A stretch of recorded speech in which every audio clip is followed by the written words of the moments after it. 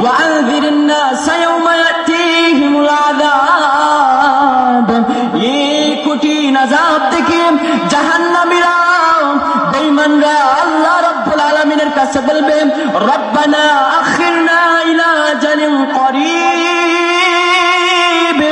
ও আল্লাহ, এই ভয়াবহ আযাব আগে কখনো দেখি নাই।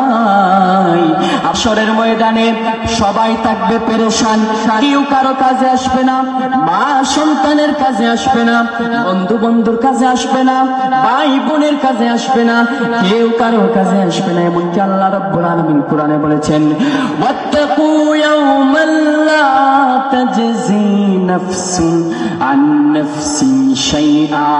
ভয় করো সেই দিনকে, যে দিন কেউ কারো কাজে আসবে না। সেই দিন মা বলবে, আমি পৃথিবীতে কোনো সন্তান ধারণ করি নাই।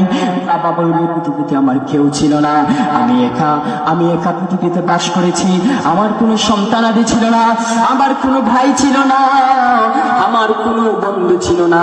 সেই দিন এমন ভয়াবহ আযাব হবে, জাহান্নামীরা আযাব দেখে আল্লাহ রাব্বুল আলামিনের কাছে দোয়া করবে, ও মালিক ওয়াআযিরিন নাস ইয়াওমা ইয়াতিহিমুল আযাব। এই কঠিন আযাব দেখে জাহান্নামীরা বেঈমানরা আল্লাহ রাব্বুল আলামিনের কাছে বলবে, রব্বানা আখিরনা ইলা আজালিন করিব। ও আল্লাহ, এই ভয়াবহ আযাব আগে কখনো দেখি নাই। আপনি আমাদেরকে আরেকবার পৃথিবীতে পাঠান, আপনি আমাদেরকে আরেকবার দুনিয়ার জমিনে পাঠান, আমরা আপনার সব আদেশ মানব। আপনার নবী রাহমাতুল লিল আলামিন যা কিছু করার কথা বলছিলেন আমরা সব কিছু মানব। তখন আল্লাহ রাব্বুল আলামিন বলবেন, না রে বান্দা, না, আর দুনিয়াতে যাওয়া যাবে না।